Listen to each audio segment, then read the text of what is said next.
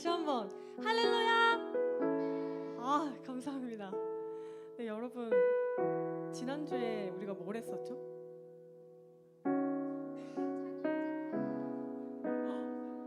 맞아요. 우리 지난주에는 찬양 집회를 했었는데요. 오늘은 또 이렇게 다시 아펜젤러홀로 와서 우리가 평소 드리던 것처럼 다시 또 예배하고자 합니다. 그런데 이 시간에 우리가 예배할 때는요, 우리 그냥 평소처럼 드리던 대로 똑같이 그렇게 예배 드려야겠다 하는 것보다는요, 지난주에 찬양 집회에서의 그 찬양의 열기보다 더욱더 뜨겁게, 더욱 주님 앞에 감사와 기쁨을 가지고 함께 찬양하길 원합니다. 우리 이 시간 다 함께 자리에서 일어나서요, 하나님께 찬양하며 나아갑시다. 네, 모두 자리에서 일어나 주세요.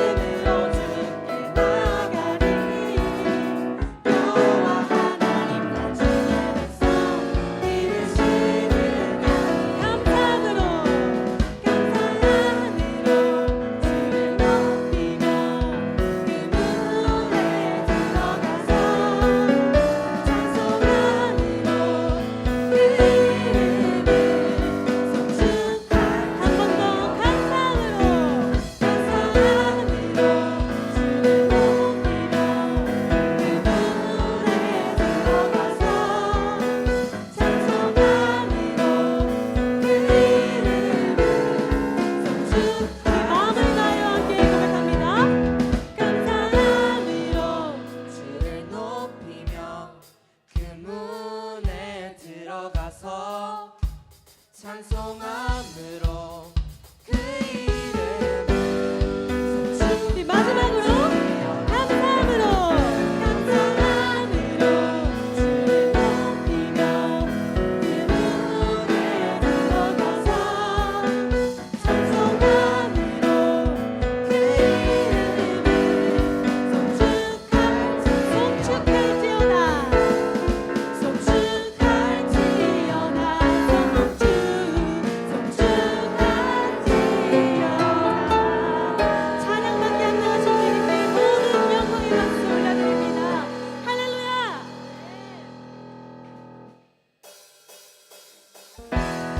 우리의 힘은 주님을 기뻐하시는 것임을 우리가 진정으로 믿길 원합니다. 할렐루야! 아멘. 이 시간 계속해서 주 안에서 기쁨으로 찬양하며 나아갑시다.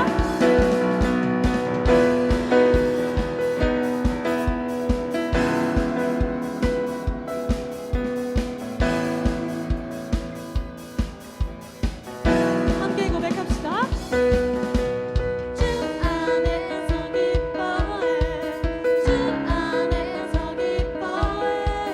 주님 주신 기쁨으로 기뻐하라. 한 번 더 주 안에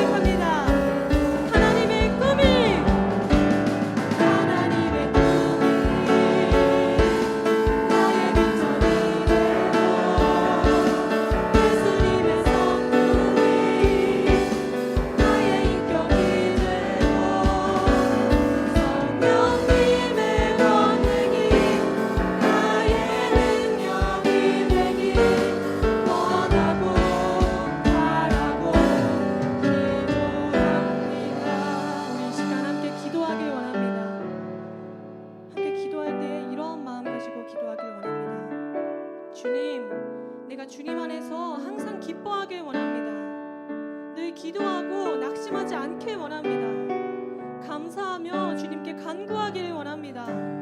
나와 늘 함께 하시는 그 주님 안에서 내가 염려하지 않게 하소서. 날마다 기쁨으로 주님과 동행하게 하여 주시옵소서. 이 시간 그러한 기도 제목 가지고 함께 기도하며 나아갑니다. 주여, 나와 늘 함께 하시는 그 주님 안에서 염려하지 않게 나의 기도를 회복지 않고 이기시는 그 주님 앞에 감사함으로 나아가길 원합니다. 감사함으로 나아가길 원합니다. 우리 나의 기도를 들으시고 할 준비가 되어 계신 그 주님을 의지하길 원합니다. 주님, 나의 세상의 문제와 관계의 문제, 여러 가지 어려움 앞에서 넘어지지 않고 오직 주님만 바라보길 원합니다. 내가 아무것도 염려하지 않고 낙심하지 않고 두려워하지 않는 것은 주님 나와 함께 하시기 때문입니다. 나의 기도를 들으시기 때문입니다. 이제는 그 주님만 바라보며 나아가길 원합니다. 늘 주님 안에서 기뻐하며 자유함으로 살아가길 원합니다. 주님 나와 동행하여 주시옵소서. 흔들리지 않는 믿음 가지고 주님만을 바라보길 원합니다. 주님 나와 함께하여 주시옵소서. 그 주님만을 의지하길 원합니다. 주님, 믿음으로 주님 앞에 나와 간구하게 하여 주시옵소서. 내 마음을 주님 지켜주시옵소서. 주님 안에서 불가능이 없음을 믿습니다. 주님 의심하지 않고 나아가게 하여 주시옵소서.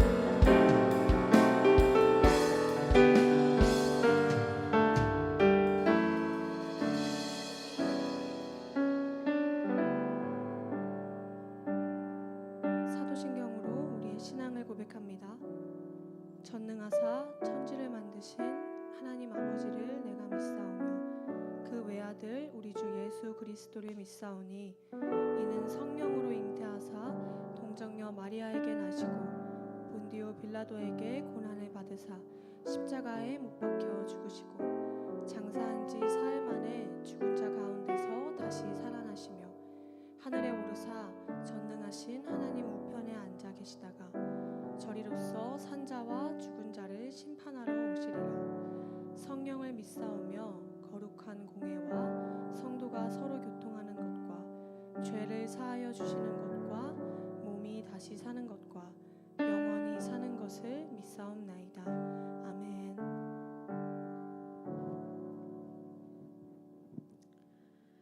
하나님 아버지, 오늘도 이 자리에 모여 예배드림에 감사드립니다. 오늘 이 예배 가운데 함께 하셔서 모두가 주님을 만나는 귀한 시간이 되게 해주세요. 지난 한 주 동안 교회 밖에서 선으로 악을 이기는 삶을 살았는지 돌아보게 하시고 앞으로도 그리스도인으로서 구별된 삶을 살아가게 해주세요. 오늘은 6월의 첫날입니다. 어느덧 2025년의 반환점에 도착하고 있는데요.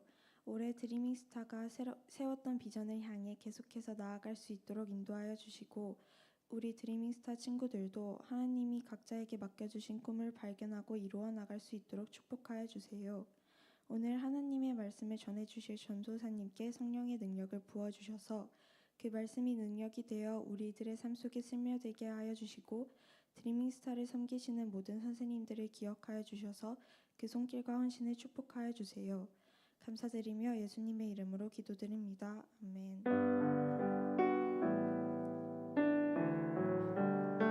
우리 시간 함께 찬양하심으로 주님께 예물을 올려드리겠습니다.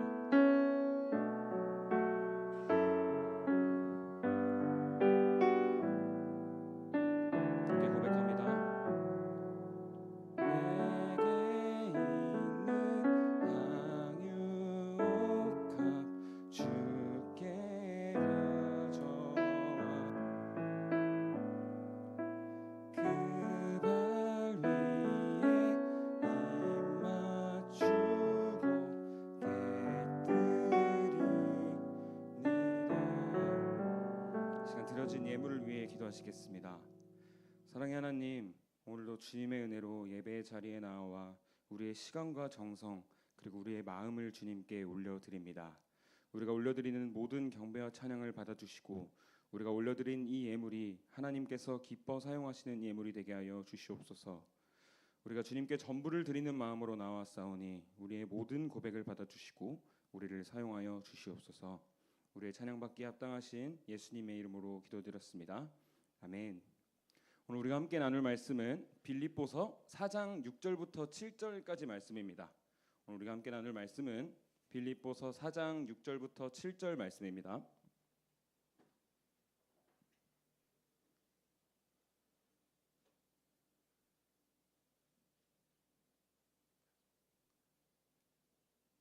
네, 다 찾으신 줄 알고 또 이번에도 짧아요. 우리 한 마음 한 뜻으로 한 목소리로 한번 봉독해 보겠습니다. 시작. 아무것도 염려하지 말고 모든 일을 오직 기도와 간구로 하고 여러분이 바라는 것을 감사하는 마음으로 하나님께 아뢰십시오. 그리하면 사람의 헤아림을 뛰어넘는 하나님의 평화가 여러분의 마음과 생각을 그리스도 예수 안에서 지켜줄 것입니다. 아멘. 오늘도 함께 예배할 수 있음이 기쁨입니다. 오늘 우리는 염려마라는 제목의 말씀으로 함께 은혜를 나누어 보려고 합니다. 여러분 혹시 엑기스라는 말을 다 잘 알고 계실까요? 네. 이게 국어 사전에 있는 말은 아니에요. 원래는 원액, 진액을 말할 때 엑기스라는 말을 사용하는데 우리 주위를 살펴보면 뭐 매실 엑기스, 홍삼 엑기스, 뭐 도라지 엑기스와 이렇게 같은 수많은 엑기스들이 있습니다. 그런데 이 진액을 추출하기 위해서는 내가 추출하고 싶은 그 재료에 원재료를 넣고 계속해서 삶아주면 계속해서 끓고 끓다가 남는 그 진국, 그게 바로 엑기스가 되는 겁니다. 오늘 우리가 읽은 말씀도 바울이 쓴 편지들 중에서 가장 엑기스라고 저는 생각을 합니다. 그리고 이 빌립보서 말씀을 보면 바울은 복음을 전하면서 여러 번 죽을 위기도 겪게 되고 또 매도 맞게 되고 어쨌든 여러 박해란 박해는 다 당했던 사람인데 그런 경험 가운데서 바울의 경험이 진하게 우러난 바울의 고백 엑기스라고 생각하시면 좋을 것 같습니다. 오늘 우리가 읽은 이 빌립보서 말씀은 사도 바울이 빌립보 교회를 향해 쓴 기쁨의 편지입니다. 이 편지가 쓰여진 당시는 이스라엘이 로마의 지배를 받고 있던 시절입니다.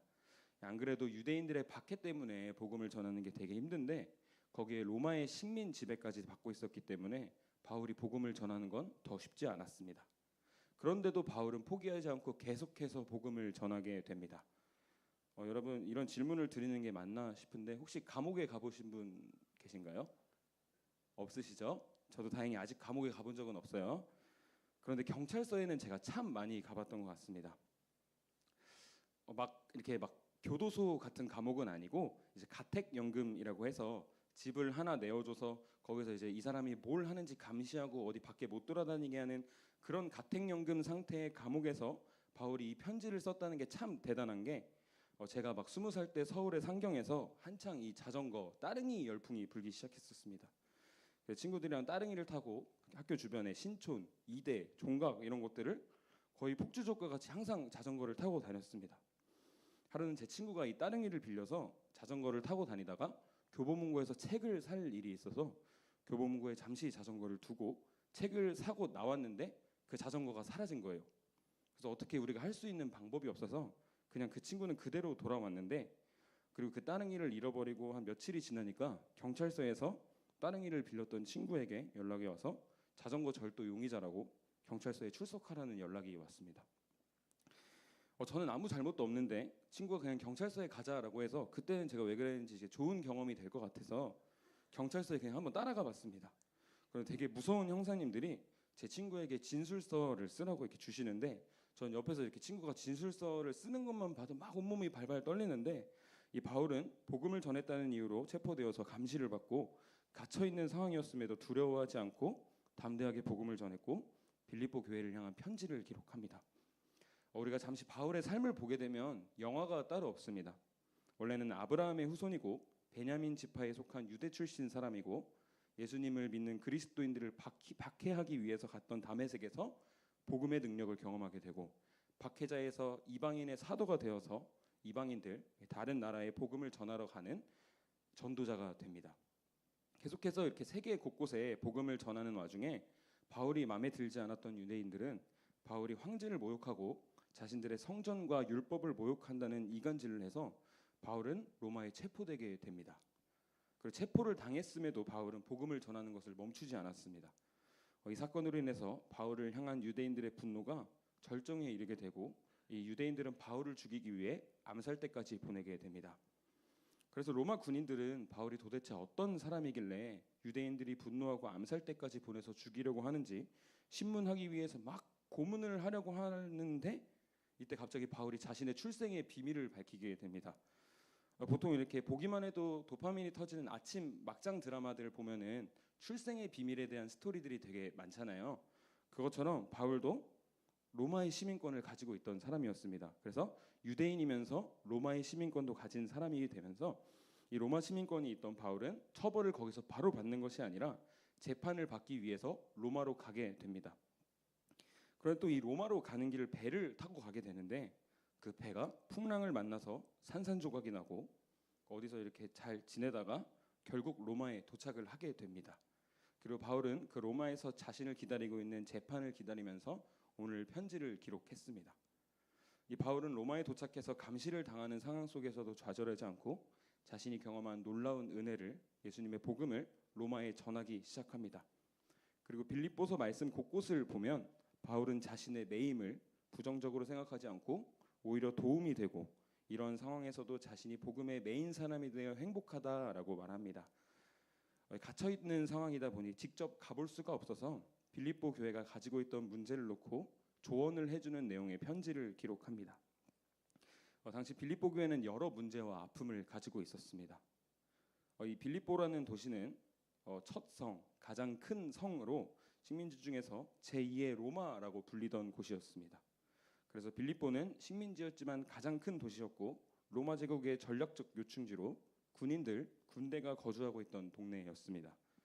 이 로마와 교류가 활발하다 보니까 빌립보 사람들은 빌립보 시민이라는 것을 굉장히 자랑스럽게 여겼다라고 합니다. 이해를 쉽게 하게 해드리기 위해서 비유로 설명해 드릴 텐데, 제가 여러분들과 같은 학생 시절 다니던 제 이천 모교회에서 흔히 말하는 이제 노는 형 누나들이 되게 많았습니다. 이제 제가 고등학교에 막 입학해서 그 형 누나들의 소문을 듣고 두 눈으로 보니까 내가 되게 바보라고 놀랐던 형이 되게 주먹을 잘 쓰는 걸로 유명하고, 또 축구를 잘하는 걸로 유명하고, 또 인기가 많은 그런 형 누나들이었습니다. 제가 조금 부끄러운 얘기지만 중학생 때 너무 노는 게 좋아서 성적 관리라는 걸 저는 해보지를 못했습니다. 제가 설교 때 종종 제 과거 이야기를 해드리는데, 어디 산에 가서 불이나 지르고 맨날 PC방에서 살다가 결국 그 경기도 이천에 문제 아들만 간다는 이 이천 모모 학교에 가게 됐어요. 제가 입학해서 보니까 이렇게 여러분들처럼 착한 친구들만 있는 게 아니라 좀 강력하고 좀 이렇게 험악하고, 나보다 동생이라 그러는데 나보다 형 같은 애들이 되게 많았습니다. 그래서 선후배 문화 같이 군기도 되게 셌는데, 우리 교회 형 누나들이랑 제가 인사하는 모습을 보고 그 강력하고 그 험악한 친구들이 갑자기 저한테 잘해주기 시작했습니다. 교회에서는 내가 바보라고 놀리는 이 형들이 학교의 기둥과 같은, 이게 정말 거짓말이 아니라 이제 실제 상황인데, 이천시에 이렇게 주먹 2등이라고 하는 형이, 이제 그 사실을 제가 고등학교에 올라가서 알았는데 그 사실을 알고 그 뒤로 그 형한테 까불지를 못했습니다. 조금 TMI이긴 한데 그 형도 지금 예수님을 만나서 매일 회심하면서 어느 교회에서 열심히 전도사로 사역하고 있습니다. 하나님 살아 계십니다, 여러분. 여러분들도 혹시 어떻게 될지 몰라요. 제 후배가 될 수도 있어요, 이 자리에 계신 분들. 아무튼 이 형 누나들이랑 같은 교회에 다닌다는 사실 하나로 제 교만은 하늘을 찌르기 시작했습니다. 그리고 어느 순간 나도 권력이 좀 있고 센 사람이구나라는 생각이 들었습니다. 아무것도 아닌 제가 그 정글과도 같았던 무서운 학교에서 살아남을 수 있었던 이유는 그냥 우리 교회 형 누나들이 강해서였는데, 이것과 같이 빌립보도 당시 강력했던 로마의 식민지로 당시 빌립보에 사는 사람들은 빌립보 시민 부심이 굉장히 강했다고 합니다. 이 지역 부심이라고 하죠. 제 친구들 중에 부산 친구가 2명이 있는데, 이 2명이랑 저는 국밥 먹는 걸 별로 안 좋아하는 게, 이 친구들이랑 국밥을 먹으러 가면 이 서울 국밥은 가짜다, 너무 비싸고 맛이 없다, 부산에 가야 진짜 국밥을 먹을 수 있다라고 늘 얘기하는데, 근데 막상 가서 먹으니까 차이가 없었던 것 같은데, 이 지역 부심이 이렇게 무섭습니다. 이런 배경 속에서 빌립보 교회는 문제와 어려움을 가지고 있었습니다. 첫 번째로는 외부의 박해와 고난입니다. 빌립보의 도시는 이 제2의 로마와 같은 곳이라고 제가 말씀을 드렸고, 또 헬라 문화가 깊이 자리하고 있었습니다. 우리 역사 중에서 일제강점기를 생각해보면 이해가 쉬울 것 같은데, 우리가 일본에게 강제로 지배를 받던 시절 종교의 자유는커녕 애초에 모든 자유를 잃어버릴 수밖에 없었고 강제로 신사참배를 강요받았었습니다. 이런 것들과 비슷하게 당시 로마의 지배를 받던 와중에 로마에 굴복하지 않고 예수님 편에 섰던 그리스도인들은 로마에게는 방해 요소와 같았을 것입니다. 따라서 믿음의 1세대로 신앙생활을 하던 당시 성도들은 사회적으로 배척당하며 로마의 눈치를 보고 유대인들에게 박해를 받을 수밖에 없었습니다. 그리고 당시 빌립보 교회의 두 번째 문제는 교만함과 자기중심적인 태도를 가지고 있었다라는 것입니다. 빌립보서 2장 3절에서 바울은 무슨 일을 하든지 경쟁심이나 허영으로 하지 말고 겸손한 마음으로 하고 자기보다 남을 낮게 여기십시오라고 말합니다. 이때 당시의 문화권은 우리 철학에 관심 있는 친구들은 알 거예요. 뭐 스토아 학파, 에피쿠로스 학파 등 뭐 이렇게 회의주의, 냉소주의와 같은 철학의 영향을 되게 많이 받았는데 이 철학들의 대부분은 나 자신을 중심에 놓는 경향이 굉장히 강합니다. 그런데 우리 기독교인들의 삶의 중심, 마음의 중심은 어디에 있어야 될까요?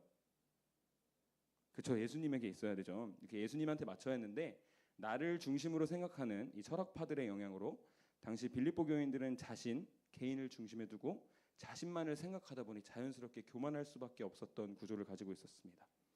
또한 점을 보는 점술, 그리고 물질 만능주의적인 이런 사상들과 같은 헬라 문화적인 요소들이 복음이 전달되는 것을 굉장히 어렵게 했다라고 합니다.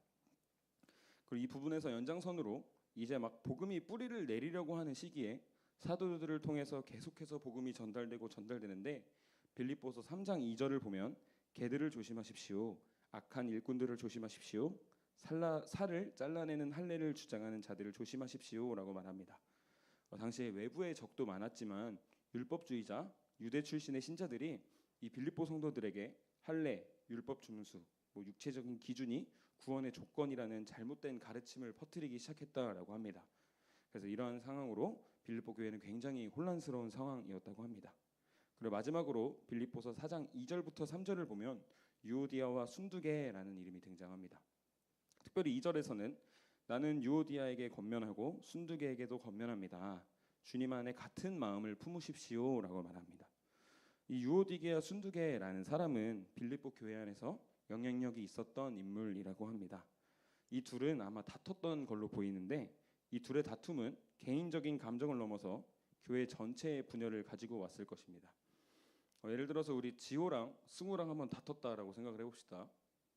그리고 우리 한결이랑 중구랑 한번 다퉜다라고 생각을 한번 해봅시다. 그럼 자연스럽게 분위기가 조금 이상해지겠죠. 그리고 그 학년들을 넘어서 우리 드리밍스타가 굉장히 분열될 가능성이 높아집니다. 이렇게 빌립보 교회는 외부의 박해와 고난, 교만함과 자기중심적인 태도, 거짓 교사들, 마지막으로 교회 내의 갈등까지 이러한 아픔들을 가지고 있었습니다. 이 빌립보 교회의 아픔과 문제를 우리의 삶에 적용해 되면 우리의 신앙을 점검해 볼 수 있습니다.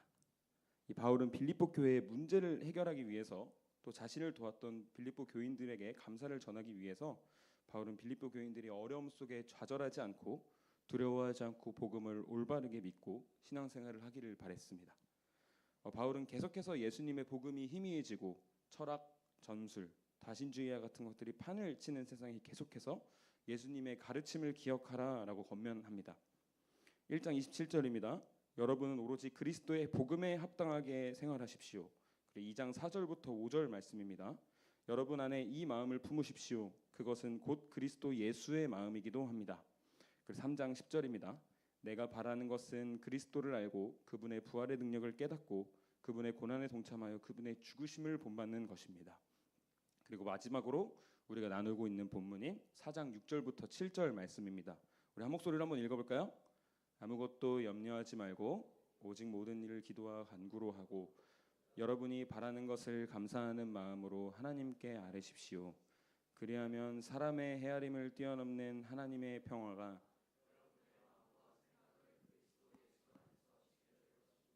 아멘. 우리가 봤던 말씀들은 계속해서 그리스도 예수 안에 거하라라는 가르침이 반복이 됩니다. 그리스도 예수 안에 거한다라고 하는 것은 오늘 말씀에서 바울이 말한 것과 같이 염려하지 않고 모든 일을 기도와 간구로 하며 감사하는 마음으로 하나님께 아뢰는 사람입니다. 이런 삶, 진정한 그리스도인의 삶을 살려면 먼저 새 사람을 입어야 합니다. 바울의 인생을 통해서 새 사람을 입는다는 것이 무엇인지 잘 알 수 있는데 바울은 빌립보서 3장 5절부터 8절에서 이렇게 이야기합니다. 우리 다시 한번 같이 봉독해 볼까요? 나는 난지 여드레 만에 할례를 받았고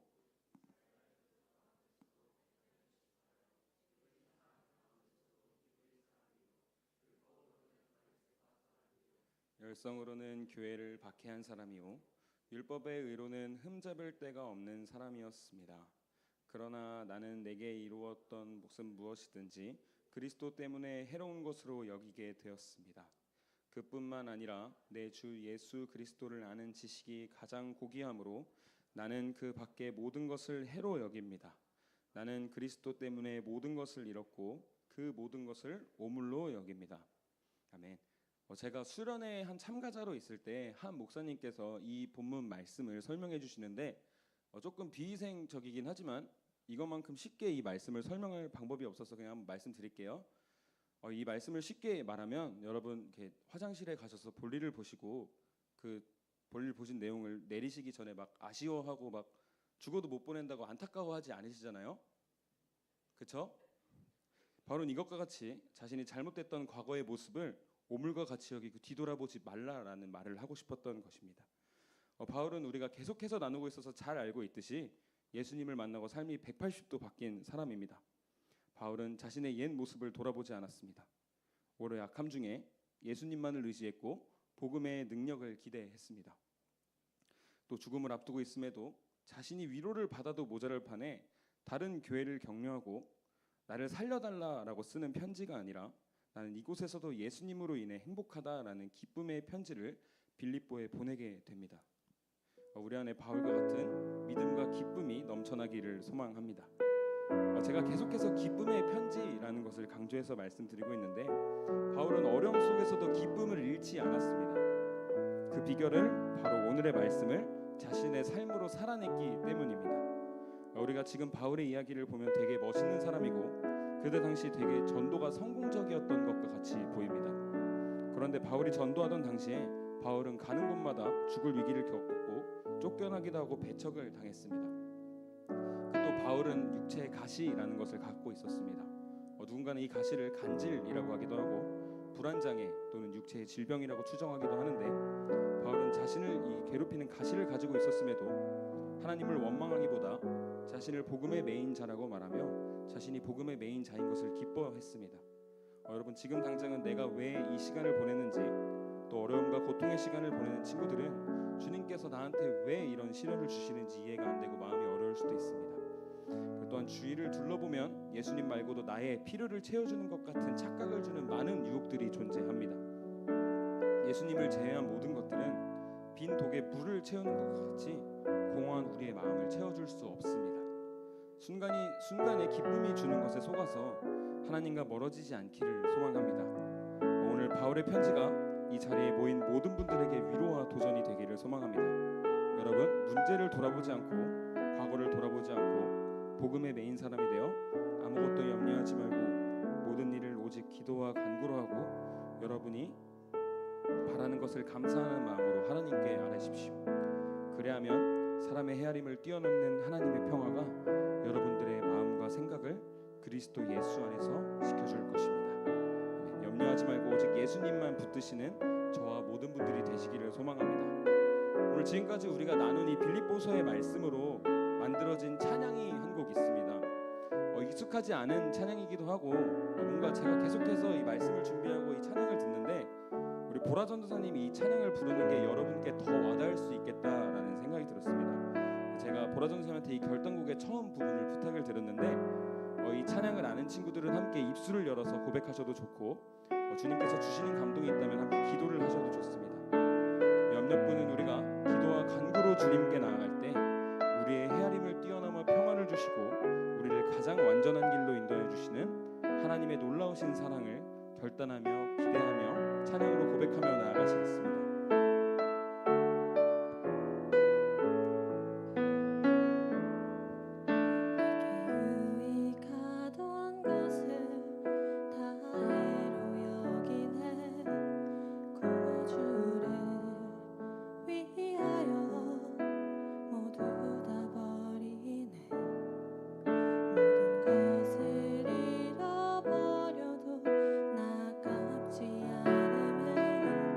않으면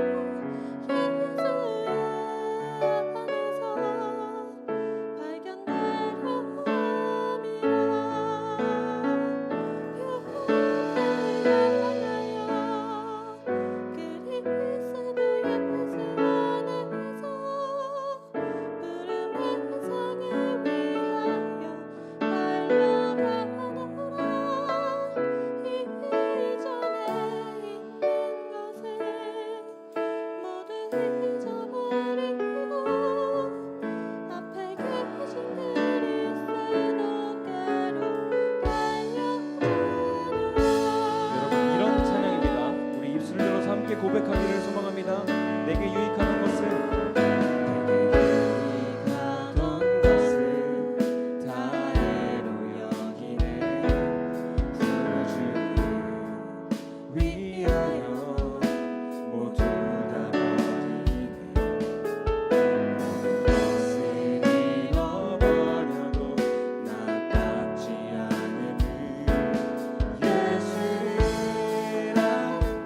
그렇게 고백하시는 분들은 자리에 일어나서 함께 고백해볼까요?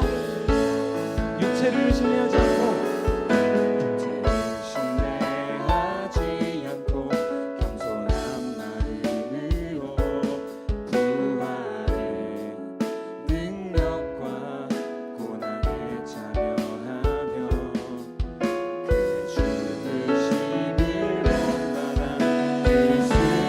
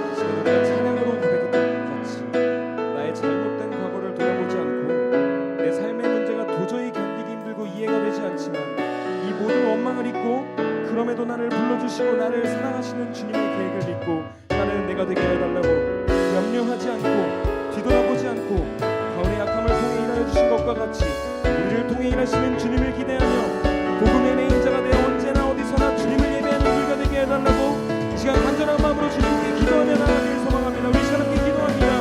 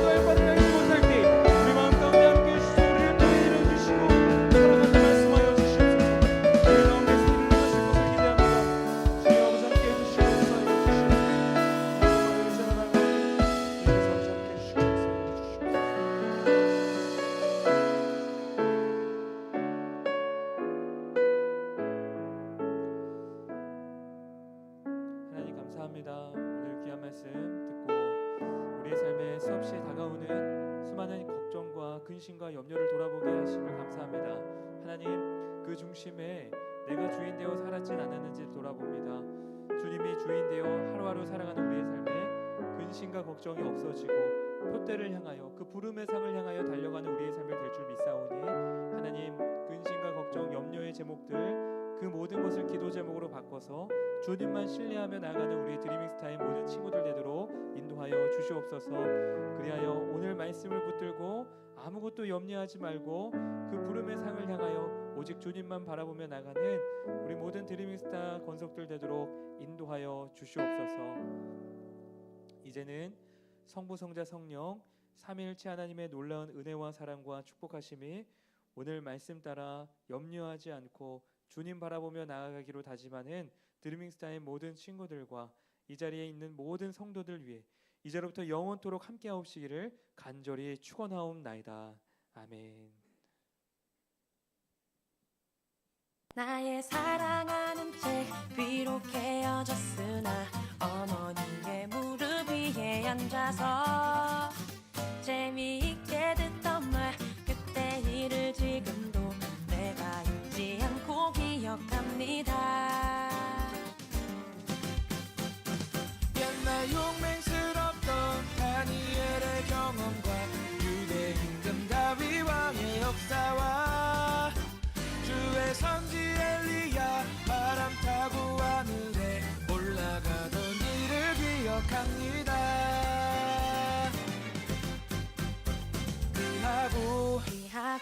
귀하다 우리 어머니가 들려주시던 재미있게 듣던 말 이 책 중에 있으니 이미 성경신이 사랑합니다.